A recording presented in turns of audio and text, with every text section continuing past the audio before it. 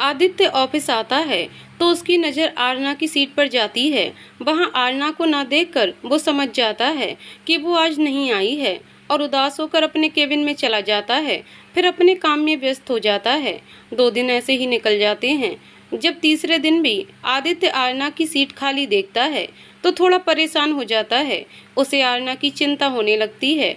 वो मन में सोचता है कि कहीं आरना को उस दिन ज़्यादा तो नहीं लग गई थी। वो ठीक है कि नहीं। उसका फ़ोन भी नहीं आया कोई। क्या करूं? कैसे पता करूं उसके बारे में? तभी शिखा उसके केबिन में आती है। वो कुछ फाइल्स लेकर आती है और आदित्य से उन पर साइन करवाकर जैसे ही जाने लगती है तभी कुछ याद कर पलटकर आदित्य के पास आ जाती है। आदित्य लैपटॉप पर कुछ वर्क करता रहता है कि शिखा को वापस आता देख उससे पूछता है, शिखा और भी कोई फाइल बची है क्या साइन करवाने के लिए? और फिर से लैपटॉप पर वर्क करने लगता है। शिखा, नहीं सर, फाइल तो इतनी ही थी, पर मैं आपको आरना के बारे में बताना भूल गई थी। आदित्य आरना का नाम सुनते ही खुश होकर शिखा की तरफ देखने लगता है और उससे बोलता है, आदित्य तो पहले बताना था ना उसके बारे में। फिर शिखा को अपनी तरफ आश्चर्य से देखते हुए थोड़ा सकुचाते हुए बात को संभालते हुए कहता है, वो क्या है ना, 2 दिन से आरना ऑफिस में दिखी नहीं। मुझे कुछ पेपर्स के बारे में डिस्कस करना था इसलिए पूछा। शिखा, सॉरी सर, मैं बताना भूल गई थी आपको। आरना का फ़ोन आया था। उसकी तबीयत ठीक नहीं है। उसके पैर में मोच आ गई है और फीवर भी है, इसलिए नहीं आ पाएगी। उसने आपको बताने को बोला था, पर मैं काम की व्यस्तता के कारण आपको बताना भूल गई। आदित्य, ओके कोई बात नहीं। शिखा केबिन से चली जाती है। आदित्य कुछ सोचकर आरना को फ़ोन करता है। रिंग जाती रहती है पर आरना फ़ोन नहीं उठाती। आदित्य 2 से 3 बार फ़ोन ट्राई करता है पर आरना फ़ोन रिसीव नहीं करती तो आदित्य को टेंशन के साथ गुस्सा भी आ जाता है। तभी उसके फ़ोन की रिंग बजती है। वो ये सोचकर जल्दी से फ़ोन उठाता है कि शायद आरना का ही होगा।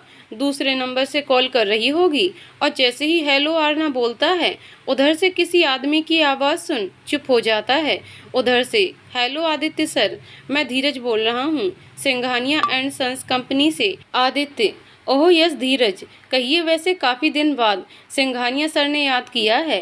धीरज, जी सर, वो क्या है ना, कल निखिल सर जी वहाँ पहुँच रहे हैं आपसे मिलने, तो उन्होंने आपको इन्फॉर्म करने को कहा था और होटल में उनके लिए एक रूम बुक करने को कहा है।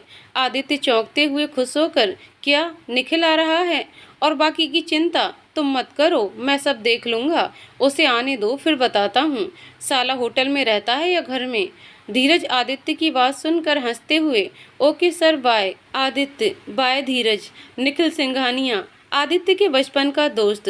दोनों साथ साथ पले बढ़े, खेले कूदे, स्कूल कॉलेज सब साथ साथ किया। फिर कॉलेज के बाद निखिल के पापा दिल्ली से बॉम्बे में शिफ्ट हो गए और वहीं अपना बिजनेस बढ़ाया और अब निखिल भी उसे संभाल रहा है। वीरेंद्र कुमार सिंघानिया निखिल के पिताजी और बॉम्बे के एक बहुत बड़े नामी बिजनेसमैन और प्रतिष्ठित इंसान सुजाता सिंघानिया वीरेंद्र कुमार सिंघानिया की पत्नी। निखिल और शिवानी की माँ शिवानी सिंघानिया वीरेंद्र कुमार सिंघानिया की बेटी और निखिल की बहन। अमर, रिया, मोहित, मेघा आदित्य और निखिल के कॉलेज के दोस्त। चलिए अब कहानी आगे बढ़ाते हैं। आदित्य आज बहुत खुश है। उसका बचपन का दोस्त, या यूं कह लीजिए उसका सबसे खास दोस्त, सबसे अजीज, जो उसके बिना कहे ही उसकी सब बात समझ लेता है, वो आ रहा है। आदित्य जल्दी जल्दी अपना वर्क फिनिश करता है। शाम को जैसे ही वो ऑफिस से जाने के लिए निकलता है तो उसके फ़ोन की रिंग बजती है। वो कार में बैठते बैठते फ़ोन देखता है तो उसमें आरना का नंबर और नाम दिखाई देता है। आदित्य खुश होकर फ़ोन उठाता है। Aarna, hello sir. Aditya, hello Aarna. Aditya, अब कैसी तबीयत है आपकी और पैर कैसा है अब आपका? मैंने आपको कॉल किया था पर आपने रिसीव ही नहीं किया। आरना, अब ठीक हूँ मैं सर, आपने कॉल किया था बट सॉरी सर, मैं रिसीव नहीं कर पाई थी। वो एक्चुअली मेरे पैर में सूजन आ गई थी और बारिश में भीगने की वजह से फीवर भी आ गया था तो दवाई खाकर सो गई थी, इसलिए नींद में होने की वजह से रिंग नहीं सुनाई दी। आदित्य, कोई बात नहीं आरना, आप आराम करें, जब आपको ठीक लगे तब आइएगा। Aarna, thank you sir, but अब मुझे अच्छा लग रहा है और पैर में भी दर्द कम है तो कल से ऑफिस आऊँगी। फिर थोड़ा रुक कर सॉरी सर, उस दिन मेरी वजह से आप भी भीग गए थे। माँ सच्ची कहती हैं कि मैं अपनी खुशी के चक्कर में दूसरों को परेशान कर देती हूँ। प्लीज़ सर, मुझे माफ़ कर दीजिएगा। आदित्य, अरे कोई बात नहीं, आपको माफ़ी मांगने की ज़रूरत नहीं है। Aarna, thank you sir. और फ़ोन रख देते हैं दोनों। आदित्य बहुत खुश था। एक तो कल उसका दोस्त आ रहा था, दूसरा 2-3 दिन के बाद वो आरना को देख पाएगा। इन 3 दिनों में उसे एक अजीब सी बेचैनी हो रही थी, जो आरना को ना देख पाने की वजह से थी। अब कल उसे देखकर उसके बेचैन मन को राहत मिलेगी। यही सब सोचते हुए वो मुस्कुराने लगता है और कार स्टार्ट कर घर की तरफ चल देता है। अगले दिन ऑफिस में आरना ऑफिस आती है और अपनी सीट पर बैठती है। तभी शिखा उसके पास आती है और उसकी तबीयत के बारे में पूछती है। शिखा, अब कैसी तबीयत है आरना, और तुम्हारा पैर कैसा है? आरना, ठीक हूँ शिखा, अब मैं बस थोड़ा दर्द है पैर में। माँ ने मूव लगाया है, जल्दी ही ठीक हो जाएगा। शिखा, चल ठीक है, कहकर अपनी सीट पर चली जाती है। फिर दोनों अपना वर्क करने लगते हैं। आरना अपना वर्क फिनिश कर फाइल आदित्य के केबिन में देने आती है। वहाँ आदित्य को ना पाकर फाइल वहीं टेबल पर रखकर वापस आने लगती है। तभी अमित वहाँ आता है और आरना से बोलता है। अमित, आरना, आदित्य सर के कोई फ्रेंड आ रहे हैं तो वो उनको लेने एयरपोर्ट गए हैं। मैं गुप्ता जी के साथ साइट पर जा रहा हूँ, तुम आदित्य सर के फ़ोन पर बात कर लेना। और हाँ, लंच के बाद की जो मीटिंग्स थी वो सब कैंसिल करने को बोला था सर ने, तो तुम देख लेना उसे। अमित ये कहकर बाहर निकल जाता है। आरना ओके सर कहकर रजिस्टर उठाकर देखती है, जिसमें लंच के बाद सर की 2 मीटिंग्स रहती हैं। आरना किसी को कॉल करती है और उन्हें मीटिंग कैंसिल होने का बताती है। फिर वो दूसरे को कॉल करती है और कुछ सोचकर रुक जाती है। उसके बाद आरना आदित्य को कॉल करती है। आदित्य फ़ोन उठाकर लंच के बाद ऑफिस आने को बोलता है और आरना को बताता है कि वो अपने फ्रेंड को एयरपोर्ट से घर ले आया है और लंच के बाद उसी के साथ ऑफिस आएगा। आरना उसे मीटिंग्स के बारे में बताती है कि एक मीटिंग तो कैंसिल कर दी हूँ सर, बट दूसरी मीटिंग कैंसिल नहीं कर सकते क्योंकि वो मिस्टर चंदवानी जी की है, जिनके साथ पिछली मीटिंग भी कैंसिल हो गई थी, तो इस बार वो बहुत नाराज़ होंगे। आदित्य को सोचकर आरना को वो मीटिंग अटेंड करने के लिए बोलता है।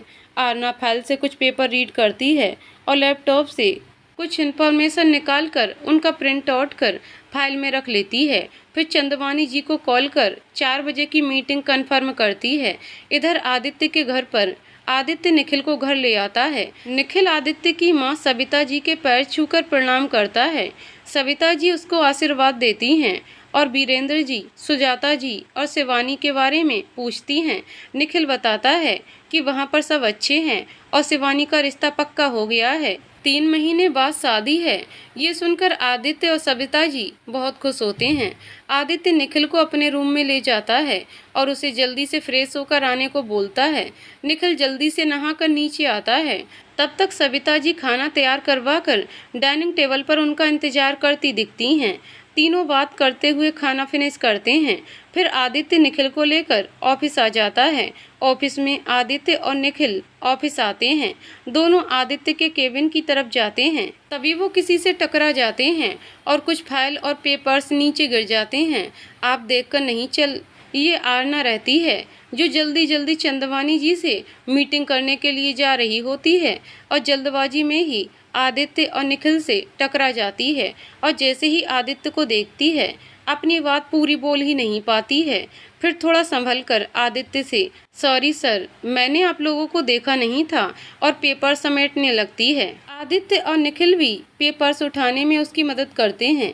आदित्य उसकी तरफ मुस्कुराकर देखते हुए, कोई बात नहीं आरना, वैसे आप इतनी जल्दबाजी में कहाँ जा रही हैं? आरना, सर चंदवानी जी के साथ मीटिंग है ना अभी, आप तो जानते हैं उनका गुस्सा, इसलिए 4 बजे से पहले मैं वहां पहुंचना चाह रही थी। Aditya, oh yes yes, okay, आप जाइए, एक काम कीजिए, आप मेरी कार से चले जाइए, मैं ड्राइवर से बोल देता हूँ, और ड्राइवर को फ़ोन कर बोल देता है। आरना जाने लगती है। तभी आदित्य उसे रोककर उसके पैर के बारे में पूछता है और आरना अब ठीक है सर कहती है। फिर आरना ऑफिस से बाहर चली जाती है। आदित्य और निखिल केबिन में आ जाते हैं। आदित्य, बैठ यार निखिल, और बता क्या हाल चाल है? तू तो मुंबई जाने के बाद हम सबको भूल ही गया है। मुंबई गए तुझे 2 साल हो गए, ना कोई फ़ोन ना कोई खबर। निखिल, नहीं यार, कहाँ भूला हूँ तुम सबको। अब क्या बताऊँ तुझे, वहाँ जाकर काम में इतना व्यस्त हो गया कि क्या बोलूँ। तू तो जानता ही है, पापा का बिजनेस यहाँ दिल्ली में भी फैला था और मुंबई में भी। वहाँ का काम ज़्यादा बढ़ जाने के कारण हम सबको वहाँ शिफ्ट होना पड़ा। पापा के अकेले पड़ जाने के कारण मुझे भी वहाँ का सारा काम संभालना पड़ा।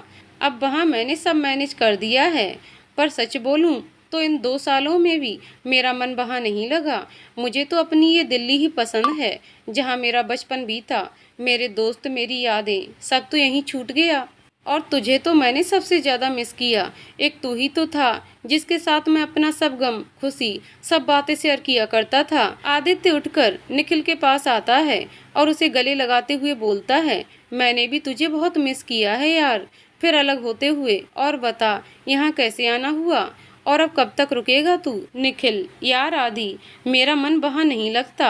अब तो वहाँ सब मैनेज कर दिया है, तो सोच रहा हूँ यहीं दिल्ली में ही बिजनेस करूँ। मैं यहाँ होटल खोलना चाहता हूँ, तो सोचा तू भी यहीं है तो तेरी हेल्प से यहीं कहीं अच्छी जगह देखकर काम शुरू करवा दूँ। अभी तो मैं यहाँ 1 ही हफ्ते के लिए आया हूँ। अब इतने दिन बाद आया हूँ तो सब दोस्तों से मिलकर ही जाऊँगा। वैसे अमर, रिया, मोहित, मेघा, ये सब कैसे हैं? आदित्य, सब लोग अच्छे हैं। चल मैं प्लान बनाता हूँ सबसे मिलने का। बस कल का टाइम और दे, मैं ज़रा कुछ ऑफिस का काम फिनिश कर लूँ, फिर मिलते हैं सबसे। और होटल के काम की तू चिंता मत कर, मैं सब करवा दूँगा। दोनों यूं ही बात करते रहते हैं और शाम को घर चले जाते हैं। उसी दिन रात में डिनर करते समय सविता जी आदित्य से कहती हैं कि उनका मन घर में शिव जी की पूजा करवाने का है। वो उनका रुद्राभिषेक और महामृत्युंजय जाप करवाना चाहती हैं। आदित्य उनकी बात सुनकर पंडित जी से बात करने को कहता है। सविता जी खुश होकर पंडित जी से कल बात करने का कहकर अपने रूम में चली जाती हैं। आदित्य और निखिल भी सोने चले जाते हैं। अगले दिन आदित्य और निखिल रेडी होकर ब्रेकफास्ट करने डाइनिंग टेबल पर आते हैं। आदित्य माँ को किसी से फ़ोन पर बात करता देख उनका इंतजार करता है। बात कर सविता जी उसके पास आ जाती हैं। आदित्य, किसका फ़ोन था माँ? सविता जी, बेटा पंडित जी को फ़ोन किया था। आदित्य, तो क्या कहा पंडित जी ने? कब करवाने को कह रहे हैं? सविता जी, बेटा पंडित जी कह रहे थे कि सावन का महीना चल रहा है और इस माह में शिव जी का रुद्राभिषेक करवाना बहुत ही शुभ होता है। वैसे तो पूरे माह में कभी भी किसी भी दिन पूजा करवा सकते हैं, तो वो अगले सोमवार को करने को कह रहे थे। पूजा बहुत विधि विधान से थोड़ा बड़े रूप में होगी, जिसमें 11 पंडित जी बैठेंगे और मिट्टी के 1.25 लाख पार्थिव शिवलिंग का रुद्राभिषेक करवाया जाएगा। ये पूजा 5 दिन तक चलेगी। ये सुन आदित्य और निखिल दोनों हैरान होकर सविता जी की ओर देखने लगते हैं। निखिल हैरानी से, आंटी 5 दिन, क्या इतनी बड़ी पूजा होती है ये? आदित्य, हाँ माँ, मैं भी यही पूछने वाला था, मैं तो 1 दिन का ही सोचा था। सविता जी दोनों की तरफ देखते हुए, बेटा ये बहुत बड़ी पूजा होती है, इसमें मिट्टी के 1.25 लाख शंकर जी बनाए जाते हैं। वैसे तो ये पूजा एक ही शिवलिंग बनाकर एक ही दिन में भी कर सकते हैं, पर मेरी ये इच्छा थी कि मैं इसे बड़े रूप में करवाऊँ। बेटा ये पूजा करवाने की तुम्हारे दादा दादी जी की भी इच्छा थी। पहले भी ये पूजा हमारे घर में हो चुकी है। जब तुम 1 साल के थे तब तुम्हारी दादी ने ये पूजा करवाई थी बेटा। इस पूजा में सर्व सुख, समृद्धि, ऐश्वर्य, कल्याण, धन धान्य सब मिलता है तथा सारे कष्ट दूर होते हैं, आत्मिक शांति मिलती है। जिस घर में ये पूजा होती है वहाँ सारे सुखों का वास होता है। इसलिए तुम्हारी दादी ने ये पूजा करवाई थी और उनका बहुत मन था फिर से ये पूजा करवाने की, क्योंकि वो तुझे सबसे ज़्यादा चाहती थी। और उन्होंने कहा भी था मुझसे कि आदित्य जब अपने पिता का बिजनेस संभाल लेगा तो वो ज़रूर करवाएंगी ये पूजा, पर उनके रहते ये ना हो सका और वो स्वर्ग सिधार गईं, आंखों में आंसू लिए। इसलिए उनकी आखिरी इच्छा को मैं पूरा करना चाहती हूँ बेटा। सविता जी की बातें सुन आदित्य और निखिल की भी आंखें भर आती हैं। आदित्य, माँ ये पूजा जरूर होगी, मैं दादाजी और दादी जी की आखिरी इच्छा जरूर पूरी करूँगा। सविता जी, पर बेटा मुझे एक बात की चिंता है, ये सब तू अकेले कैसे संभाल पाएगा? उस समय तो तुम्हारे पापा, दादाजी, दादी जी सब थे, तुम्हारे चाचा जी का परिवार भी यहीं था, तो सब हो गया था। अब तो वो भी बाहर विदेश में रहते हैं, तो ये सब तू आदित्य उनकी बात बीच में ही काटते हुए, माँ आप चिंता मत करो, मैं सब कुछ संभाल लूँगा। इतने में ही निखिल बोलता है, डोंट वरी आंटी जी, अब तो मैं भी यहीं हूँ, हम दोनों सब देख लेंगे और हमारे दोस्त किस दिन काम आएंगे, हम सब संभाल लेंगे। दोनों की बात सुन सविता जी भी खुश हो जाती हैं। आदित्य घड़ी देखते हुए सविता जी से बोलता है, माँ हमें ऑफिस के लिए लेट हो रहा है, हम निकलते हैं। आप पंडित जी से पूजा की तैयारी के लिए बोल दीजिएगा, बाकी मैं उनसे बात कर कैसे क्या करवाना है और क्या क्या लगेगा सब पूछ लूँगा। और बाय बोलकर निखिल के साथ ऑफिस निकल जाता है। ऑफिस में आदित्य और निखिल केबिन में जाते हैं। आदित्य आरना की तरफ देखकर धीरे से मुस्कुराते हुए अपने केबिन में चला जाता है, जिसे निखिल देख लेता है और सब समझ जाता है। आदित्य बैठकर कुछ सोचने लगता है। निखिल उसे चुपचाप देखता रहता है। जब आदित्य की नज़र निखिल पर पड़ती है तो आदित्य ऐसे क्या देख रहा है मुझे घूर घूर कर। निखिल कुछ नहीं यार, बस तू जिसके बारे में सोच रहा है वही सोच रहा हूँ मैं भी। आदित्य अच्छा तो बताना यार, कैसे करूँ शुरुआत। निखिल तू भी ना यार, जैसे करते हैं सब वैसे ही शुरुआत कर, बात कर और बोल। आदित्य हाँ ये भी ठीक बोला तू, एक काम करता हूँ, फ़ोन कर लेता हूँ, सब बात क्लियर हो जाएगी। और फ़ोन उठाता है लगाने के लिए, पर निखिल उसका हाथ पकड़कर रोक लेता है। निखिल अबे पागल है क्या तू, फ़ोन से क्या खाक बात होगी, अच्छे से यहीं बुला ले और बात कर। आदित्य ये भी सही कहा तूने, यहीं बुला लेता हूँ और अच्छे से बात भी हो जाएगी पंडित जी से। निखिल चौंकते हुए, पंडित जी अबे तू इतनी देर से किसकी बात कर रहा है। आदित्य भी निखिल की तरफ चौंकते हुए देखकर बोलता है, पंडित जी की, जब पूजा करवाना है तो पंडित जी के बारे में ही तो सोचूंगा ना, फिर कुछ सोचकर तू किसके बारे में बोल रहा था। निखिल उसकी बात सुन सर पर हाथ रखकर बैठ जाता है। आदित्य उसे ऐसा करते देख हैरानी से उसकी तरफ देखने लगता है। निखिल आदित्य के सर पर एक चपत लगाते हुए कहता है, निखिल तेरा कुछ नहीं हो सकता है, एक नंबर का झल्ला है तू, कॉलेज में भी ऐसा ही था, अब भी ऐसा ही है, अब तो सुधर जा मेरे भाई।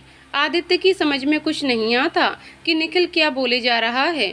वो हैरान सा उससे बोलता है, आदित्य देख यार तू सीधा सीधा बोल, कहना क्या चाह रहा है, यूं गोल गोल क्यों बोल रहा है, मुझे तेरी कोई बात समझ नहीं आ रही। निखिल तो ले सीधा सुन और सीधा जवाब दे, तू उसे पसंद करता है ना। आदित्य हैरानी से, किससे, कौन। निखिल देख तू अच्छे से जानता है कि तू मुझसे कुछ छुपा नहीं सकता, तेरी आंखें पढ़ लेता हूँ मैं। और केबिन से ही आरना की तरफ इशारा कर बोलता है, मैं उसकी बात कर रहा हूँ जिसके बारे में तूने अब तक मुझे नहीं बताया। आरना की तरफ देख मुस्कुराने लगता है। निखिल देख तेरे होठों की मुस्कुराहट सब बयां कर रही है तेरे दिल का हाल, कितना प्यार करता है तू उससे, पर मैं जितना जानता हूँ तुझे, तूने अब तक उससे बोला ना होगा कुछ भी, है ना। आदित्य हाँ बोलता है। तो निखिल कहता है कि यहाँ भी मुझे ही कुछ करना पड़ेगा तेरे लिए, पर पहले मिलवा तो मुझे उससे। आदित्य और निखिल बात कर ही रहे थे कि इतने में ही आरना और शिखा केबिन में आते हैं। आरना के हाथ में कुछ फाइल्स थी। आरना सर इन फाइल्स पर आपके साइन चाहिए थे और ये चंदवानी जी की फाइल है, तो प्लीज़ आप इसे रीड कर लीजिएगा। और फाइल्स लेकर आदित्य की साइड जाकर रख देती है और आदित्य से लैपटॉप पर कुछ दिखाकर डिस्कस करने लगती है। शिखा भी अपनी फाइल वर्क कंप्लीट कर रख देती है और निखिल की तरफ देखने लगती है, जो आरना को मुस्कुराते हुए देख रहा था। आदित्य ये देख लेता है और आरना और शिखा से निखिल को मिलवाता है। निखिल दोनों को हेलो बोलता है। आरना और शिखा भी उसे हेलो बोलकर वापस जाने लगती हैं। तभी निखिल को पता नहीं क्या सूझता है, वो अचानक नीचे झुक जाता है और अपना हाथ आरना के पैर के आगे बढ़ा देता है। आरना ये सब देख नहीं पाती और उसका बैलेंस बिगड़ जाता है और वो गिरने लगती है और उसका हाथ उन फाइल्स पर भी पड़ने से भारी फाइल्स भी जमीन पर गिर जाती हैं। आरना को गिरते देख आदित्य तुरंत उसका हाथ पकड़ उसे संभाल लेता है। शिखा और निखिल फाइल्स उठाने लगते हैं। ये इतनी जल्दी होता है कि किसी के कुछ समझ ही नहीं आता, पर निखिल खुश हो जाता है क्योंकि वो जो चाहता था वो हो गया। आदित्य और आरना को करीब लाना, वो तिरछी नज़रों से दोनों को देखता है। दोनों कुछ पल एक दूसरे की आंखों में खो जाते हैं। निखिल शिखा को देखते हुए, जो अब तक फाइल समेट चुकी थी और ऊपर उठने ही वाली थी, उसे देखकर निखिल अपना गला थोड़ी जोर से खराशने लगता है, जिसे सुन आरना और आदित्य झेप जाते हैं और आरना आदित्य का हाथ छुड़ा थोड़ी दूर खड़ी हो जाती है। आदित्य, आप ठीक तो हैं? आरना थोड़ा शर्मा कर मुस्कुराते हुए जी सर कहते हुए जल्दी से बाहर आ जाती है। आदित्य उसके इस रिएक्शन से कुछ समझ ही नहीं पाता, पर निखिल सब समझ जाता है कि आग दोनों तरफ लग चुकी है, बस थोड़ी सी और हवा देना बाकी है। आरना अपनी जगह पर आकर बैठ जाती है और टेबल पर रखा पानी का गिलास उठाकर पूरा गटागट पी जाती है। उसके मन में खुशी की मिलीजुली एक अजीब सी घबराहट और बेचैनी हो रही थी। उसकी धड़कन तेजी से चल रही थी। उसने अपनी आंखें बंद कर लीं तो उसे आदित्य की मदहोश कर देने वाली आंखें दिखाई दी। वो घबराकर जल्दी से अपनी आंखें खोल देती है। आरना मन ही मन सोचती है कि उसे क्या हो रहा है ये। आदित्य सर को देखकर क्या हो गया था मुझे, क्यों उनकी आंखों में गुम हो गई थी मैं, और उनके पूछने पर क्यों शर्मा कर आ गई थी। कहीं कहीं मुझे प्यार तो नहीं हो गया सर से। आरना आदित्य के ख्यालों में खोई रहती है। तभी वहाँ शिखा आती है और उसे इस हाल में कहीं खोया हुआ देखकर चुटकी बजाते हुए पूछती है, शिखा, किसके ख्यालों में खोई हुई हो मैडम?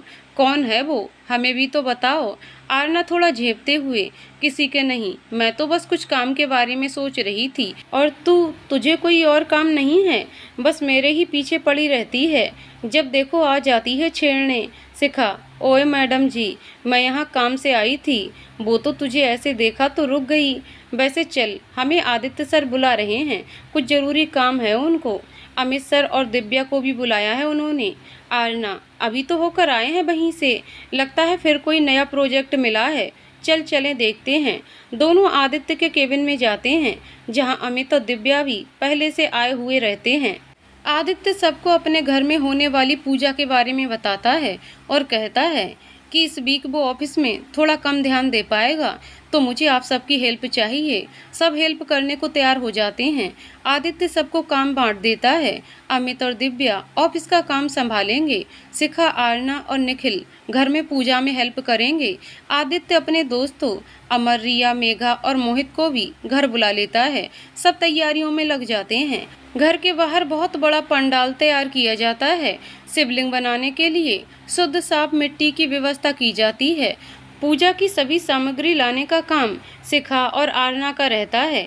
दोनों बहुत ही अच्छे से सब व्यवस्था देखती हैं और बाकी सब भी अपना अपना काम बखूबी निभाते हैं। इतने दिन बाद घर में बहुत बड़ी पूजा हो रही थी, तो सविता जी ने अपने सभी रिश्तेदारों को भी आमंत्रित किया था। विदेश में आदित्य के चाचा चाची जी रजनीश और राधिका को भी सूचित कर दिया था, तो वो लोग भी आ रहे थे। चूँकि भारत आने में बाहर से आने में टाइम लगता है, तो पूजा समापन के एक दिन पहले तक पहुंच जाएंगे। सोमवार को पूजा वाले दिन सभी पंडित जी आ जाते हैं और पूजा की सभी सामग्री देखते हैं कि कहीं कुछ छूट तो नहीं गया, परंतु वहां प्रत्येक सामग्री पर्याप्त मात्रा में देख संतुष्ट हो जाते हैं। फिर वो सभी 11 पंडित जी मिलकर एक बड़ी सी 4 फुट की शिवलिंग बनाते हैं और पूजा स्थल में उनकी स्थापना करते हैं। सभी लोग पूजा स्थल पर आ जाते हैं। फिर सभी पंडित जी शंख बजाते हुए मंत्रोच्चार कर पूजा आरंभ करते हैं। स्पीकर पर चारों तरफ मंत्रोच्चारण की ध्वनि सुनाई देने लगती है, जिसे सुनकर आसपास के घर के लोग भी पूजा में सम्मिलित होने आ जाते हैं। सभी पंडित जी शिवलिंग का पंचद्रव्य दूध, दही, घी, शहद, शक्कर से अभिषेक करते हैं। बेल पत्र, भांग, धतूरा, समी पत्र, चंदन, केसर, इत्र और तरह तरह के सुगंधित पुष्पों से सजाया जाता है। सभी प्रकार के फल, फूल, मिष्ठान, मेवे अर्पित किए जाते हैं। उसके पश्चात सभी पंडित जी एक स्वर में महामृत्युंजय जाप का मंत्रोच्चारण करते हैं। तत्पश्चात एक पंडित जी एक बड़े से परात में मिट्टी के छोटे छोटे शिवलिंग बनाते हैं और बाकी सभी से भी ऐसे ही बनाने को कहते हैं। सविता जी भी अपने रिश्तेदारों के साथ वहीं पर बैठकर शिवलिंग बनाने लगती हैं। बाकी सभी भी अलग अलग ग्रुप बनाकर बैठ जाते हैं और शिवलिंग बनाने लगते हैं। आदित्य, आरना, निखिल, शिखा, अमर, रिया, मोहित और मेघा भी एक ग्रुप बनाकर शिवलिंग बनाने लग जाते हैं। सभी अपने अपने शिवलिंग बनाकर एक दूसरे को देखते हैं और मन ही मन ओम नमः शिवाय का जाप करते हैं। सांझ पहर में अभी तक जितने भी सभी शिवलिंग बनाए जाते हैं, उन सभी शिवलिंगों को पंचद्रव्य से अभिषेक कर पूजन किया जाता है तथा प्रसाद चढ़ाया जाता है। तत्पश्चात शिव जी की आरती होती है और सभी को प्रसाद वितरित किया जाता है। घर की सभी लेडीज सभी पंडित जी के लिए फलाहार की व्यवस्था करती हैं और पंडित जी सुबह जल्दी आने का कहकर विदा लेते हैं। इसी तरह 3 दिन निकल जाते हैं। चौथे दिन सविता जी के देवर देवरानी विदेश से आ जाते हैं। उनके साथ उनका 18 साल का बेटा शौर्य और 15 साल की बेटी पीहू भी आते हैं। घर में बहुत चहल पहल रहती है। आरना अपनी माँ शारदा जी और भाई आयन को भी साथ ले आती है। शौर्य, आयन और पीहू में भी अच्छी दोस्ती हो जाती है और तीनों अपनी स्कूल लाइफ के बारे में बातें करने लगते हैं। अब तक आदित्य के सभी दोस्त अमर, रिया, मेघा, मोहित और निखिल से आरना और शिखा की भी अच्छी दोस्ती हो जाती है। पूजा के बाद शाम को कुछ समय वो सभी बाहर लॉन में साथ बिताते हैं और हंसी मजाक गप्पे लड़ाते रहते हैं। तभी आरना को कुछ याद आता है तो वो उठकर जाने लगती है, फिर कुछ सोचकर रुक जाती है और पलटकर आदित्य को अपने पास बुलाती है और दोनों अंदर चले जाते हैं। सभी लोग उनको देखते हैं और फिर अपनी बातों में लग जाते हैं, पर निखिल उन दोनों को अंदर जाते हुए देखते रहता है जब तक वो लोग हॉल से अंदर नहीं चले जाते और मंद मंद ही मुस्कुराता रहता है। ये बात शिखा देखती रहती है, जो उसी के बगल में बैठी रहती है। उसे थोड़ा बुरा लगता है। फिर वो निखिल के शोल्डर को हल्का सा धक्का देते हुए बोलती है, बहुत पसंद करते हैं ना उसे आप? निखिल, जो कि अभी भी हॉल की तरफ देखकर कुछ सोच रहा होता है, बिना सुने ही हम कह देता है। फिर अचानक से शिखा की तरफ देखकर थोड़ा हैरान होते हुए जोर से क्या बोलता है, जिसे सुनकर बाकी सभी दोस्त उसी की तरफ देखने लगते हैं। निखिल, शिखा तुम क्या कह रही थी अभी? शिखा मुंह बनाते हुए, जो आपने सुना अभी कि आप पसंद करते हैं ना उसे। निखिल, उसे किसे और किसको पसंद करता हूँ मैं? कहना क्या चाहती हो? साफ साफ बोलो ना शिखा। अमर, रिया, मेघा, मोहित चारों उन दोनों का चेहरा देखने लगते हैं और सोचते हैं कि आखिर चल क्या रहा है इन दोनों के बीच। शिखा थोड़ा चिढ़ते हुए, उसे किसे क्या? आरना को। उसी को तो प्यार से देख रहे थे आप, और उस दिन ऑफिस में भी देखा था मैंने आपको आरना को मुस्कुराकर प्यार से देखते हुए, इसलिए पूछ लिया अभी। निखिल गुस्से में, तुम पागल तो नहीं हो गई हो? आरना से मैं नहीं, आदित्य प्यार करता है और आरना भी उससे प्यार करती है। निखिल की बात सुन सब लोग उसकी तरफ हैरानी से देखते हैं और एक साथ बोलते हैं, क्या? शिखा खुश होते हुए, क्या क्या आप सच बोल रहे हैं? आरना और आदित्य सर, क्या सच में दोनों? कब और कैसे? मतलब मेरा मतलब आरना ने कभी बताया ही नहीं मुझे। मैं तो उसकी बेस्ट फ्रेंड हूँ, हर बात बताती है और इतनी इम्पोर्टेंट बात नहीं बताई मुझे। सब शिखा को इस तरह हड़बड़ाते हुए बोलता देखकर हंसने लगते हैं तो वो झेंप जाती है। फिर निखिल सबको सारी बात बताता है और ये भी कि ये दोनों तो आसानी से एक दूसरे से कुछ बोलने से रहे। अब हम लोगों को ही कुछ प्लान करना होगा जिससे ये दोनों एक दूसरे से अपने प्यार का इजहार कर सकें। तभी सविता जी सबको खाने के लिए बुलाती हैं तो सब बाद में बात करते हैं कहकर अंदर चले जाते हैं। खाने के बाद आरना की माँ शारदा जी घर जाने के लिए कहती हैं तो सविता जी उन्हें आज वहीं रहने के लिए मना लेती हैं और शिखा भी वहीं रुक जाती है। पूजा का 5वां और अंतिम दिन सब लोग सुबह जल्दी उठ जाते हैं क्योंकि आज पूजा के बाद हवन और भंडारा भी होना है तो काम ज़्यादा रहता है। सभी लोग जल्दी से नहाकर फ्रेश हो जाते हैं और अपने अपने कामों में लग जाते हैं। थोड़ी देर बाद सभी पंडित जी भी आ जाते हैं और पूजा शुरू कर देते हैं। आज पूरे 1.25 लाख शिवलिंगों का पूजन किया जाएगा तो सभी जोर शोर से पूजा की तैयारी में लगे रहते हैं। आदित्य, अमित और दिव्या को भी ऑफिस का काम जल्द खत्म कर घर आने को कहता है जिससे वो भी पूजा में शामिल हो जाएं। पूजा शुरू होती है। सभी पंडित जी एक साथ शंख बजाते हैं और मंत्रोच्चारण करते हैं। तत्पश्चात सभी शिवलिंगों का पंचद्रव्य से अभिषेक कराया जाता है। सभी पंडित जी महामृत्युंजय मंत्र का जाप करते हैं तथा बाकी सभी ओम नमः शिवाय का जाप करते हैं। पंडित जी सभी को बिलपत्र, पुष्प, भांग, धतूरा चढ़ाने को बोलते हैं तो सभी वहां पुष्पों की वर्षा कर देते हैं। नाना प्रकार का भोग, फल, मिष्ठान चढ़ाया जाता है। फिर सभी हवन और आरती करते हैं। सभी लोग आरती लेकर हाथ जोड़कर प्रार्थना करते हैं और पंडित जी से प्रसाद लेते हैं। तत्पश्चात सविता जी भंडारा चालू करवाती हैं, जिसमें सर्वप्रथम सभी पंडित जी को जलपान कराया जाता है। फिर सब भोजन करते हैं।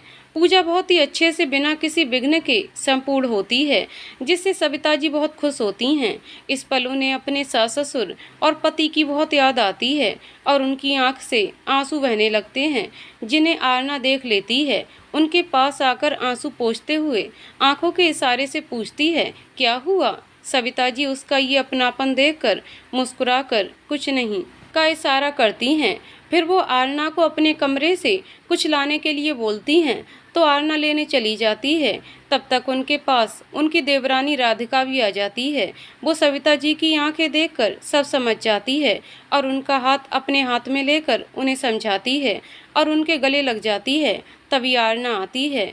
उसके साथ 2 नौकर आते हैं, जो एक बड़ा सा बॉक्स लिए रहते हैं। आरना उन्हें साइड में टेबल के ऊपर रखने को बोलती है। सविता जी उस बॉक्स को खुलवाती हैं, जिसमें शिव पुराण की बहुत सारी पुस्तकें भेंट में देने के लिए रखी रहती हैं। फिर सविता जी सभी को प्रसाद और पुस्तक भेंट में देने की जिम्मेदारी आदित्य और आरना को देते हैं, जिन्हें वो दोनों बखूबी निभाते हैं। सभी मेहमान सविता जी, रजनीश और राधिका से विदा लेते हैं। आरना, शिखा और आदित्य के बाकी सभी दोस्त भी घर चले जाते हैं। अब घर में केवल सविता जी, रजनीश, राधिका, आदित्य, निखिल और सौर्य, पीहू होते हैं। आज सब बहुत थके होते हैं, तो सब जल्दी ही सो जाते हैं। अगले दिन सुबह आदित्य बेड पर सो रहा होता है, तभी आरना आती है और उसके पास बेड पर बैठते हुए प्यार से गाल में किस करते हुए उठाती है। आदित्य धीरे से आंख खोलता है और बड़े ही प्यार से मुस्कुराते हुए आरना को अपने ऊपर खींच लेता है। आरना शर्मा कर उठकर दूर जाती है, पर आदित्य उसे फिर से अपने पास खींचते हुए किस करने लगता है। तभी उसे जोर से एक थप्पड़ पड़ता है, जिससे अचकचाकर वो आरना की तरफ देखने लगता है। उसे अपनी आंखों पर विश्वास नहीं होता है, तो वो अपनी आंखें मसलते हुए फिर देखता है, ये तो निखिल है। और वो चिल्लाए जा रहा था, साला ये क्या कर रहा था? मेरी भी कोई इज्जत है कि नहीं? साला तू तो मेरी इज्जत ही लूट ले। देख, मेरी अभी शादी भी नहीं हुई है, अब मैं तेरे साथ कभी नहीं सोऊंगा। साला तू पता नहीं कब क्या कर जाए। किस करने को मैं ही मिला था क्या तुम्हें? अब ऐसे घूर कर क्या देख रहा है मुझे? बेशर्मी की भी हद होती है यार। आदित्य सब सुनकर मुस्कुराते हुए अपने सर पर एक चपत मारते हुए निखिल से बोलता है, सॉरी यार, मैं शायद सपना देख रहा था। सॉरी सॉरी सॉरी यार, प्लीज माफ कर दे। और उसके पास जाने लगता है, तो निखिल उसे वहीं हाथ से रुकने का इशारा करते हुए बोलता है, तू वहीं रुक जा, आना मत मेरे पास। और ये शायद क्या तू हकीकत में सपना ही देख रहा था? वहाँ आरना थी तेरे सपने में और यहाँ तू मुझे किस कर रहा था? उसकी बात सुन आदित्य हंसने लगता है, तो निखिल चिढ़ते हुए, साला तेरा कुछ करना ही होगा। जब तक तुझे और आरना को मिला ना दूं, चैन से नहीं बैठूंगा। नहीं तो तेरा कोई भरोसा नहीं, मुझे कहीं मुंह दिखाने के लायक नहीं छोड़ेगा। आदित्य उसकी बात सुन पास में रखा तकिया उसकी तरफ फेंकता है, तो निखिल भी उसको तकिया फेंक कर मारता है। आदित्य इस बार शरारत से आंख मारते हुए उसे फ्लैंक किस देता है और दौड़कर बाथरूम में चला जाता है। निखिल उसकी ये हरकत देखकर हंसने लगता है और बोलता है, रुक साले, बताता हूँ तुझे। और उसे पकड़ने जाता है। तब तक आदित्य बाथरूम का दरवाजा अंदर से लॉक कर लेता है। शिखा ऑफिस आती है और वो अपनी जगह पर जाने लगती है। तभी वो आरना को देखती है, तो उसके पास आ जाती है। शिखा, ओहो मैडम, क्या बात है, आज तो सूरज पश्चिम से निकला है शायद। आज पहली बार हमारी आरना जी ऑफिस टाइम से पहले। आरना शिखा की बात सुन मुस्कुराते हुए, कुछ नहीं डियर, बस आज नींद जल्दी खुल गई थी तो सब काम जल्दी भी हो गया, इसलिए आ गई टाइम पर। शिखा उसके इस तरह मुस्कुराकर बोलने से थोड़ा आश्चर्य से उसे देखती है, फिर उसका हाथ पकड़कर उसका माथा छूकर देखते हुए बोलती है, तू ठीक तो है ना? तेरी तबीयत तो ठीक लग रही है, फिर ये इस तरह क्यों बोल रही है तू? आरना हैरानी से उसकी तरफ देखते हुए, क्या हुआ मुझे? ठीक तो हूँ मैं, फिर तुझे क्या अलग लग रहा है? शिखा बड़ी बड़ी आंख कर बोलती है, क्या ठीक है? अरे आज मेरी गब्बर सिंह के मुंह से फूल कैसे झड़ रहे हैं, वरना हमेशा तो गरजती ही रहती है। कल क्या कुछ ज़्यादा ही मीठा खा लिया था, जो आज इतना मीठा बोल रही है? मुझसे तो हजम ही नहीं हो रहा। तेरा ये रूप, और बोलते हुए हंसने लगती है। आरना शिखा के शोल्डर पर जोर से चपत लगाकर थोड़ा गुस्सा करते हुए, इडियट, पागल कहीं की, तू नहीं सुधर सकती। प्यार से बोलो तब भी तुझको प्रॉब्लम। तू प्यार के लायक ही नहीं। मेरी डांट ही खा तू तो, तेरे लिए वही अच्छा। तेरी बात सुनकर मैं भी सोच में पड़ गई थी कि न जाने क्या बात हो गई है। शिखा जोर से औच चिल्लाकर अपने शोल्डर सहलाते हुए, थैंक गॉड, अब ठीक लग रही है तू। मैं तो घबरा ही गई थी कि कहीं तुझ पर भूत तो नहीं चढ़ गया। और जोर जोर से हंसने लगती है। आरना उसे गुस्से से मारने दौड़ती है, पर शिखा उससे बचकर अपनी जगह पर पहुंच जाती है और दूर से ही अपनी जीभ निकालकर चिढ़ाती है और खिलखिलाकर हंसने लगती है। आरना पहले तो चिढ़ जाती है, पर फिर शिखा की ये हरकत देखकर उसे भी हंसी आ जाती है और मन ही मन कहती है, एक नंबर की झल्ली है ये लड़की भी। बाकी सभी एम्प्लॉय भी आ जाते हैं और एक दूसरे को हाय बोलते हुए अपने अपने काम में लग जाते हैं। तभी आदित्य और निखिल एंटर करते हैं तो सभी उसे गुड मॉर्निंग सर कहते हैं। आदित्य भी सबको गुड मॉर्निंग एवरीवन कहते हुए अपने केबिन में जाने लगता है। तभी निखिल आरना को देखकर हाय आरना कहता है तो आरना भी उनसे हाय सर, गुड मॉर्निंग कहती है और आदित्य से भी मुस्कुराकर गुड मॉर्निंग कहती है। आदित्य उसके पास आकर गुड मॉर्निंग कहता है, फिर उसे और शिखा को केबिन में आने का बोलकर निखिल के साथ चला जाता है। शिखा भी निखिल को देखकर मुस्कुरा देती है। आरना और शिखा केबिन में जाते हैं। आदित्य किसी से फ़ोन पर बात करते हुए उन दोनों को सामने कुर्सी पर बैठने का इशारा करता है तो दोनों बैठ जाती हैं। आदित्य की बात खत्म होने का इंतजार करती हैं। वहीं निखिल भी किसी से फ़ोन पर बात करता है। शिखा उसे बड़े ही प्यार से देखती रहती है। ये बात आरना देख लेती है तो मुस्कुराते हुए उसे अपने शोल्डर से उसे धीरे से धक्का मारती है और आंखों से निखिल की तरफ देखकर इशारा करती है, जैसे पूछ रही हो, पसंद है तुझे। शिखा उसका इशारा समझ जाती है और शर्माकर अपना सिर हाँ में हिलाती है।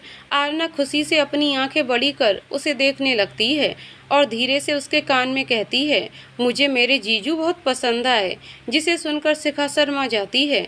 आदित्य बात खत्म कर फोन रखते हुए उन दोनों की तरफ देखता है। आदित्य, आरना, शिखा, आप दोनों को मैं दिल से शुक्रिया कहना चाहता हूँ।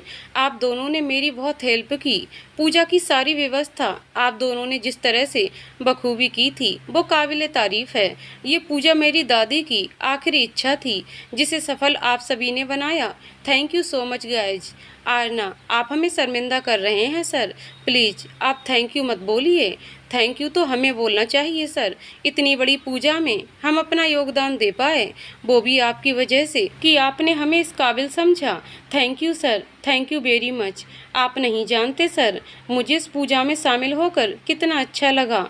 मन में एक अलग ही सुकून और आत्मिक शांति मिली मुझे। और वैसे भी ये पूजा मेरे सबसे प्रिय भगवान शिव जी की थी, जो मेरे आराध्य देव हैं, और आपने मुझे इस पूजा में शामिल कर कितनी खुशी दी है वो मैं शब्दों में बयान नहीं कर सकती, जिसके लिए मैं आपका दिल से धन्यवाद करती हूँ। आरना की बात सुन शिखा भी कहती है, हाँ सर, आरना ठीक कह रही है। सच में हम दोनों को इस पूजा में शामिल कर आपने हमें बहुत बड़ी खुशी दी है। मैंने तो आज तक इतनी बड़ी पूजा कभी नहीं देखी थी, तो थोड़ा घबरा रही थी, बट आरना ने समझाया और हम सबके प्रयास से पूजा सफल हुई, जिसकी हम सभी को बहुत खुशी है। थैंक यू सर, हमें इस पूजा में शामिल करने के लिए। तभी उन तीनों को निखिल की आवाज़ सुनाई देती है, जो किसी से जोर जोर से बात कर रहा था। तीनों आश्चर्य से उसे देखने लगते हैं।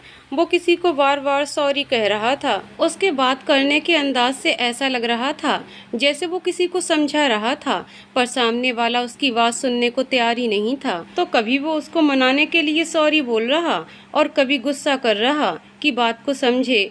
फिर गुस्से में फ़ोन काट देता है और आदित्य के पास आकर कुर्सी में बैठ जाता है।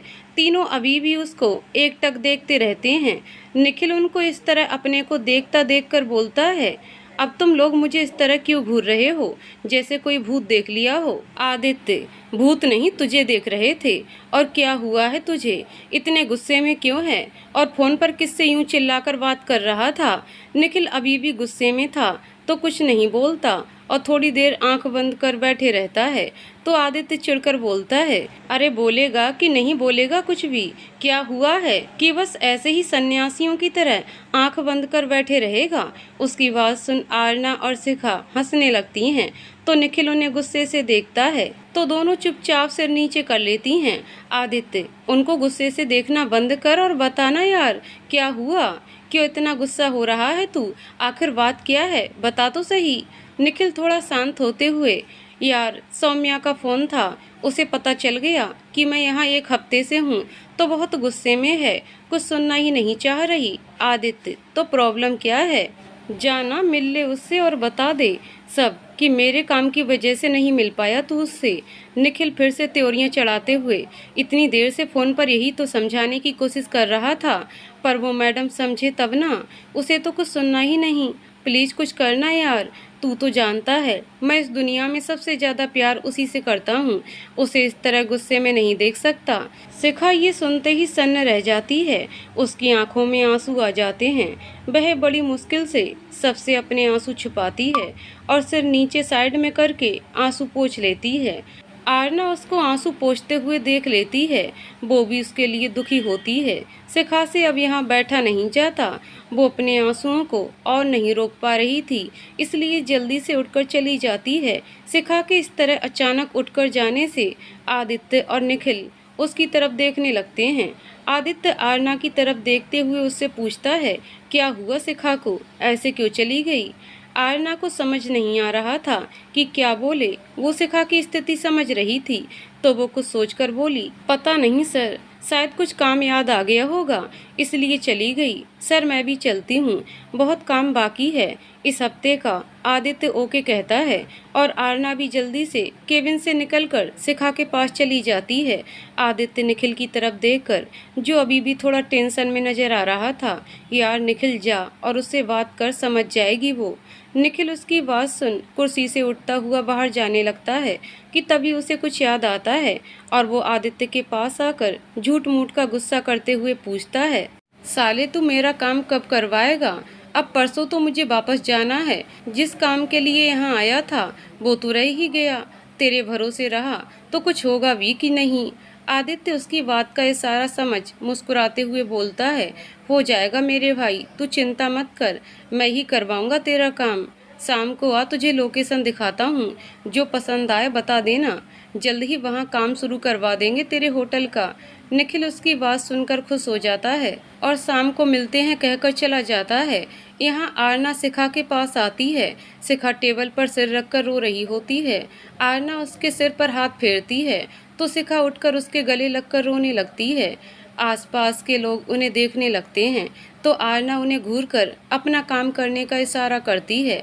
वो शिखा की पीठ पर हाथ फेरते हुए उसे चुप कराने की कोशिश करती है, फिर अपने से अलग करती हुई उसे कुर्सी पर बैठाती है और उसके आंसू पोंछते हुए उसे शांत करवाती है। फिर पास में रखी हुई बोतल से पानी पिलाती है।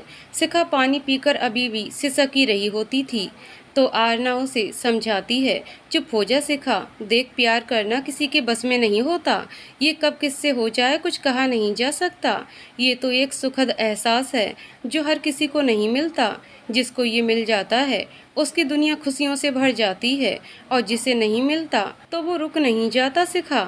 ऊपर वाला उसके लिए कुछ और भी अच्छा सोच कर रखता है। हो सकता है तेरे लिए भी मेरे शिव जी ने कोई और बहुत अच्छा सा सोच कर रखा हो, जो निखिल सर से भी अच्छा हो। वैसे भी शिखा, इसमें निखिल सर का भी कोई दोष नहीं है, वो किसी और से प्यार करते हैं, वो भी बहुत पहले से। तुम तो उन्हें अभी मिली हो और ना ही तुम्हारी कोई गलती है। ये प्यार होती ही अजीब चीज़ है यार, जिसको हम कभी पा नहीं सकते उससे हो जाता है। ये दिल भी अपना नहीं होता, उस वक्त उसके पीछे भागता है जो कुछ दिन पहले तो अजनबी था, पल भर मिले, पल भर का साथ रहा और चल देता है उसके पीछे बिना जाने बिना समझे कि वो भी तुम्हें पसंद करता भी है या नहीं। ये सब बोलते बोलते आरना अपने और आदित्य के बारे में सोचकर कहीं खो सी जाती है। शिखा उसका हाथ पकड़ती है तो वो अपने ख्यालों से बाहर आती है और शिखा की तरफ देखती है। शिखा अब तक शांत हो चुकी रहती है। हाँ, वो दुखी जरूर है पर अपने आप को संभालती हुई बोलती है, तुम ठीक ही कह रही हो आरना, शायद मेरी किस्मत में निखिल जी नहीं हैं, वो किसी और से प्यार करते हैं और मैं शिव जी से जरूर प्रार्थना करूंगी कि भले ही मुझे मेरा प्यार ना मिला हो पर उन्हें उनका प्यार जरूर मिले। ये बोलते हुए उसकी आंखें फिर भर आती हैं और वो अपनी आंखों के किनारों से आंसू पोंछ लेती है, जिसे देख आरना उसे फिर से गले लगा लेती है। थोड़ी देर बाद जब शिखा नॉर्मल हो जाती है तो दोनों अपने कामों में लग जाते हैं। शाम को काम खत्म होने के बाद आरना उस फाइल को देने आदित्य के केबिन में जाती है। आदित्य लैपटॉप पर कुछ प्लेस की पिक्स देख रहा होता है, तभी आरना को देख खुश हो जाता है। आरना भी उसको देखकर प्यारी सी स्माइल देती है और फाइल देकर बोलती है, सर गुप्ता जी का काम तो हो गया है, पर आप प्लीज एक बार चंदवानी सर से बात कर लीजिएगा। उन्होंने बताया था कि उनकी तबीयत ठीक नहीं है, तो आगे की बाकी की डील अब उनका बेटा आयुष करेगा। ये बोलकर आरना वापस जाने लगती है तो आदित्य उसे रोककर बैठने को बोलता है और लैपटॉप उसकी तरफ करके उसे पिक्स दिखाते हुए बोलता है, आरना 1 मिनट रुको, एक और हेल्प करो मेरी। ये कुछ प्लेस की पिक्स हैं, तुम भी एक बार देखकर बताओ कि निखिल के होटल खोलने के लिए कौन सी जगह ठीक रहेगी। आरना कुर्सी पर बैठते हुए पिक्स देखती है और उन जगह के बारे में नीचे जो इन्फॉर्मेशन लिखी रहती है उसे भी पढ़ती जाती है। पहले तो वो कंफ्यूज हो जाती है कि कौन सी जगह अच्छी रहेगी, क्योंकि अपने हिसाब से तो चारों पिक्स अच्छी हैं और लोकेशन भी बढ़िया है, पर फिर कुछ सोचकर उसके चेहरे पर मुस्कान आ जाती है, जिससे पता चलता है कि वो कामयाब हो गई प्लेस का चयन करने में। आदित्य उसे इस तरह लैपटॉप पर लगा हुआ देख प्यार से उसे एकटक निहारता रहता है। आरना जब बताने के लिए आदित्य की तरफ देखती है तो आदित्य को अपनी ही तरफ देखता पाती है। दोनों की नज़रें कुछ पल के लिए एक दूसरे से मिलती हैं, फिर आरना शर्मा कर नज़र नीचे कर लेती है और आदित्य उसे ऐसे शर्मा कर देखते हुए खुद भी झेंप जाता है। आरना दोबारा आदित्य की तरफ देखते हुए उसे एक पिक दिखाते हुए बोलती है, सर ये लोकेशन बिल्कुल ठीक रहेगी निखिल सर के होटल के लिए, क्योंकि एक तो ये जगह थोड़ा हटकर है, यहाँ से मार्केट भी पास में है और सिटी और एयरपोर्ट भी कोई ज़्यादा दूर नहीं होगा। बस ये थोड़ा सा सिटी से हटकर है, यहाँ ज़्यादा भीड़ भाड़ भी नहीं है और लोगों को यहाँ रहने में भी मज़ा आएगा, क्योंकि यहाँ का वातावरण शांत है, जिससे वो यहाँ सुकून के पल बिता पाएंगे। मेरे ख्याल से ये जगह परफेक्ट रहेगी। फिर भी एक बार आप और निखिल सर देख लें। आदित्य, वाह आरना, क्या बात है, बहुत ही अच्छी जगह है ये, मुझे भी पसंद थी, बट मैं इस एंगल से सोचा ही नहीं, जैसे तुमने सोचकर बता दिया। मेरे ख्याल से निखिल को भी ये जगह बहुत पसंद आएगी। तभी निखिल अमर के साथ केबिन में एंट्री करता है। निखिल अमर के साथ आता है और आदित्य उसे वहां देखकर थोड़ा आश्चर्य से देखते हुए खुश हो जाता है। अमर, हाय आदि, आदित्य, हाय अमर, और उससे हाथ मिलाते हुए, तू यहाँ कुछ काम था क्या यहाँ? अमर मुस्कुराते हुए, क्यों यार, मैं क्या तुझसे मिलने ऑफिस नहीं आ सकता? आदित्य, अरे नहीं नहीं अमर, मेरे कहने का वो मतलब नहीं था, तू यहाँ ऐसे कभी ऑफिस नहीं आया इसलिए पूछा बस। और क्यों नहीं आ सकता? तू ऑफिस बिल्कुल आ सकता है, वो भी बिना कोई परमिशन के, और कुछ काम भी होगा तो भी आ जाइयो, बिना पैसे के तुम काम कर दे हैं। ये कहते हुए उसे एक आंख मारता है। आदित्य के इस तरह गांव की भाषा बोलने से सभी हंसने लगते हैं और आरना पहले तो आदित्य को इस तरह गांव की भाषा बोलते हुए सुन हैरानी से देखने लगती है, पर फिर उसका अंदाज देखकर खिलखिलाकर हंसने लगती है। आदित्य उसे ऐसे हंसते देख मन ही मन बहुत खुश हो जाता है और उसकी तरफ प्यार से एकटक देखने लगता है। जब आरना की नज़र उससे मिलती है तो वो मुस्कुरा देता है। अमर आरना को भी हाय बोलता है, आरना भी अमर को धीरे से हाय बोलती है। अमर कल आदित्य और निखिल दोनों को अपने घर आने को कहता है तो दोनों कारण पूछते हैं, तो अमर सरप्राइज है, तुम सबके लिए कल बताऊंगा कहकर एक शरारती मुस्कान देता है। फिर वो आरना से भी कल आने को बोलता है तो आरना पहले हिचकिचाती है कि वो कैसे, अमर समझ जाता है कि आरना इस तरह क्यों हिचकिचा रही है, तो उससे कहता है कि अब तुम और शिखा भी हमारे फ्रेंड ग्रुप का हिस्सा हो, तो बिना कुछ सोचे तुम दोनों को कल आना है मेरे घर।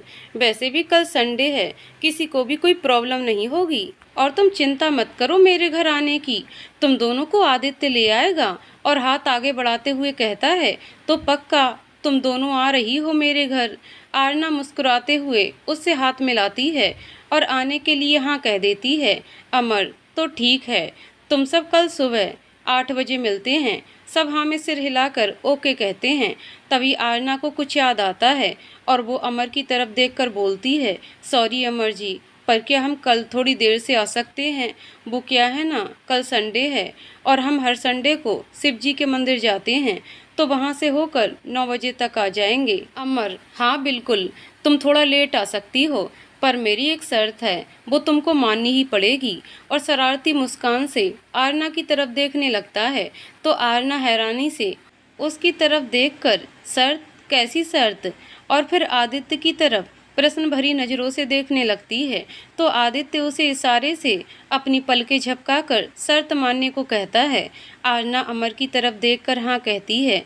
अमर, ओके, तो सबसे पहले ये बताओ, तुमने सच में मेरी फ्रेंडशिप कबूल की है? आरना, जी अमर जी। अमर, तो फिर मेरी ये शर्त है कि तुम ये सॉरी थैंक यू जैसे वर्ड्स नहीं बोलोगी मुझसे, और सबसे पहले ये जी लगाना बंद करो। ऐसा लगता है मैं कोई बुजुर्ग हूँ जो तुम इतना सम्मान दे रही हो। साला अभी उम्र ही क्या है मेरी, तुमने तो बुढ़ा बना दिया मुझे। और कहते हुए गाना गाने लगता है, अभी तो मैं जवान हूँ। अमर की बात सुन और उसे इस तरह गाना गाते देख सब हंसने लगते हैं और आरना खिलखिलाते हुए उसकी शर्त मंजूर कर लेती है।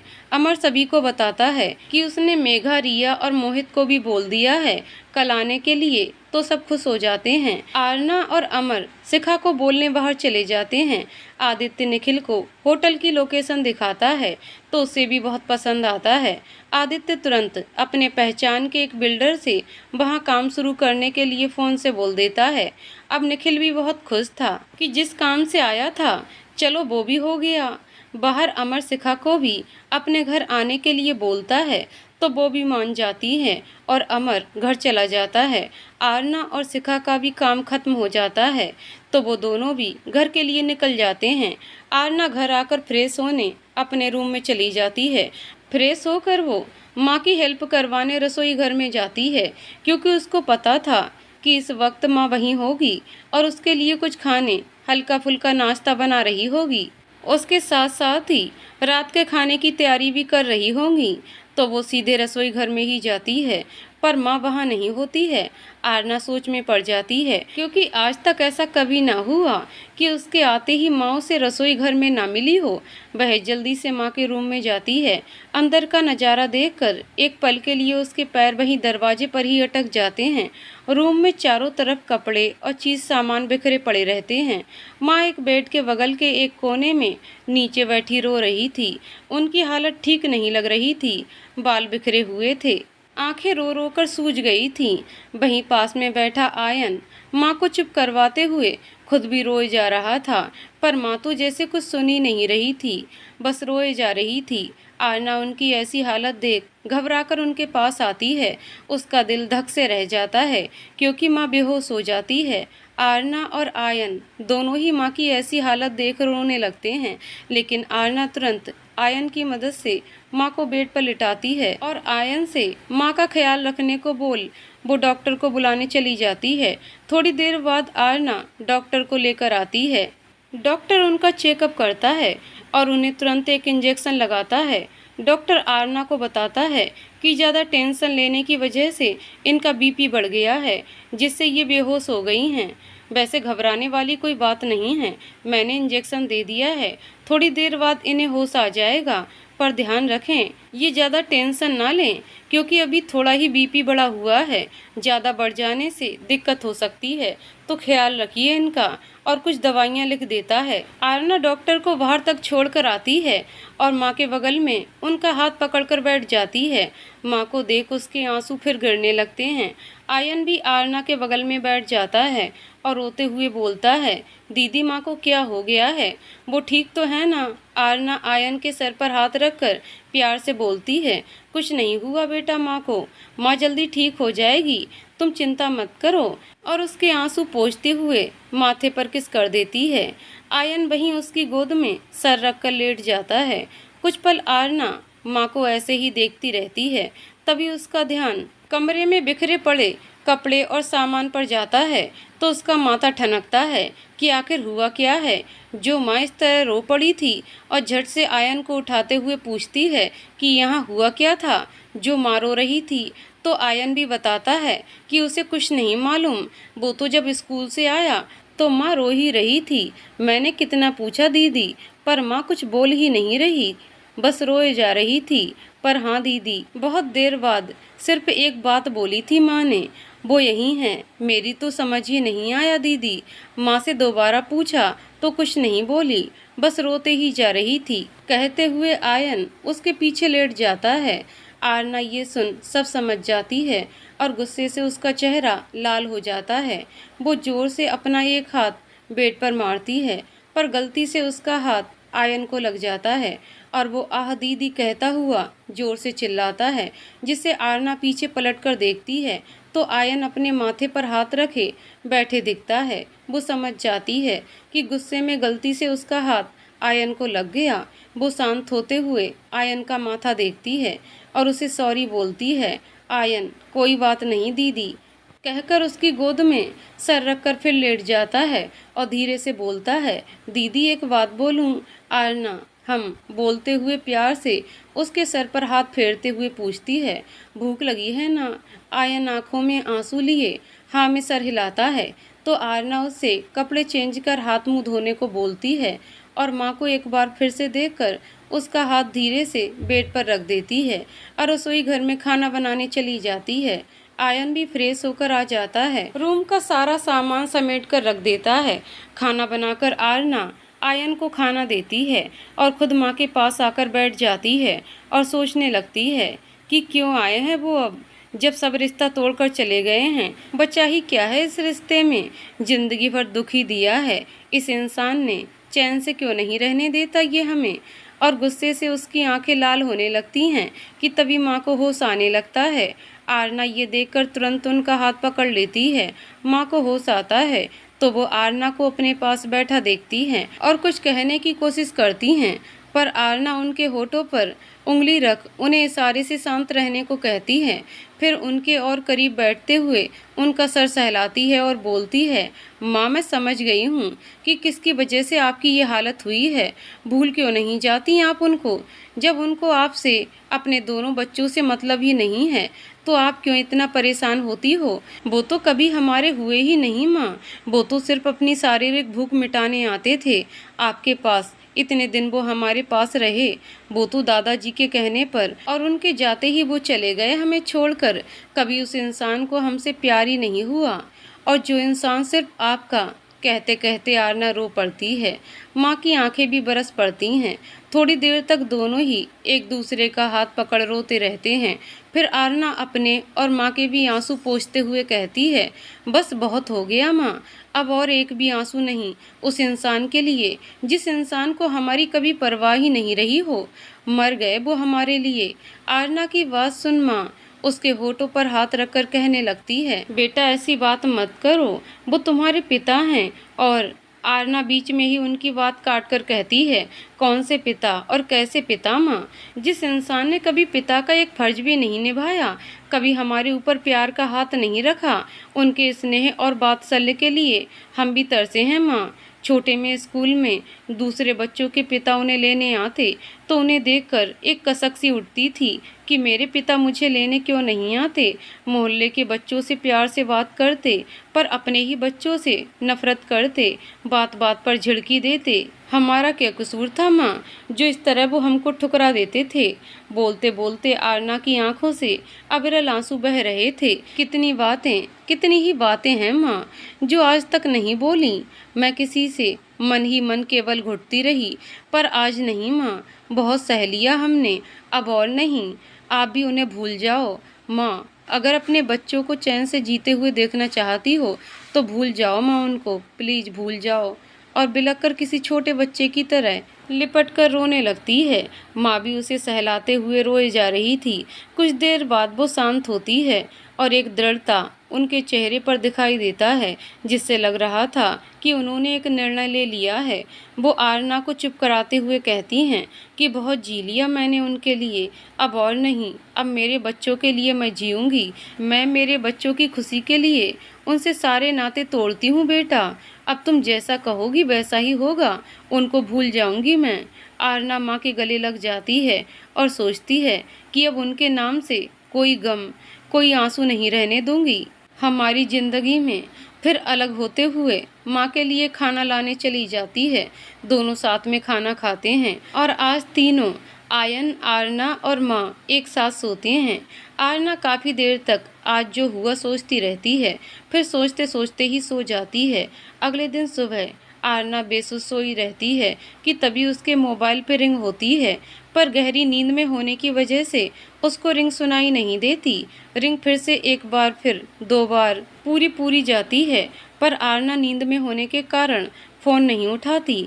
वहीं पास में आयन सोया रहता है, जिसकी नींद फ़ोन की रिंग की वजह से डिस्टर्ब हो जाती है, तो आरना को ज़ोर ज़ोर से हिलाते हुए उठाता है। आरना उसके अचानक से ऐसे उठाने से हड़बड़ाते हुए उठती है और बड़ी बड़ी आंखें कर आयन से बोलती है, क्या हुआ, क्या हुआ आयन? आयन, कुछ नहीं हुआ दीदी। और उसका मोबाइल देते हुए, इसे देखो, कब से आपका ये भोंपू बजे जा रहा है, सुबह सुबह सोने ही नहीं देता ये भी चैन से, और कहकर फिर सो जाता है। आरना मोबाइल देखती है, जिसमें आदित्य की 3 मिस्ड कॉल होते हैं। वो घबराकर घड़ी की तरफ देखते हुए शिव जी से प्रार्थना करने लगती है। आगे की कहानी अगले वीडियो में। तो दोस्तों, आपको कहानी कैसी लगी कमेंट करके जरूर बताइएगा। कहानी पसंद आई हो तो वीडियो को लाइक शेयर करें और चैनल को सब्सक्राइब करें। कहानी को पूरा सुनने के लिए बहुत बहुत धन्यवाद दोस्तों।